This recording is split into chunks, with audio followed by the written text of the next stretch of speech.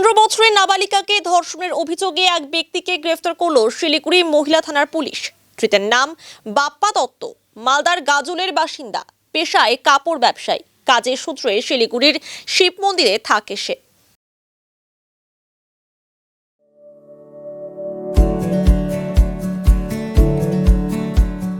Pampered, not just a hospital, but a mother.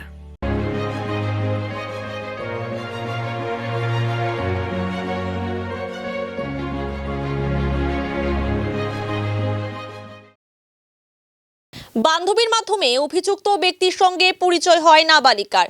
ব্যক্তিকে মামা বলে ডাকতো নাবালিকা এবং তার পরিবারের সঙ্গে আসা যাওয়া ছিল তার। অভিযোগ, গত 29 এপ্রিল কাপড়ের দোকান দেখানোর নাম করে বাড়ি থেকে ডেকে নিয়ে গিয়ে নাবালিকাকে ধর্ষণ করে ব্যক্তি। ঘটনা সামনে আসার পর গত 9 মে শিলিগুড়ি মহিলা থানায় অভিযোগ দায়ের করে নাবালিকার পরিবার। তদন্তে নেমে মহিলা থানার পুলিশ শিব মন্দির এলাকা থেকে অভিযুক্তকে গ্রেফতার করে। ধৃতের বিরুদ্ধে পক্সো অ্যাক্টের আওতায় মামলা দায়ের করে আজ তাকে শিলিগুড়ি আদালতে পেশ করা হয়। গোটা ঘটনার তদন্তে পুলিশ।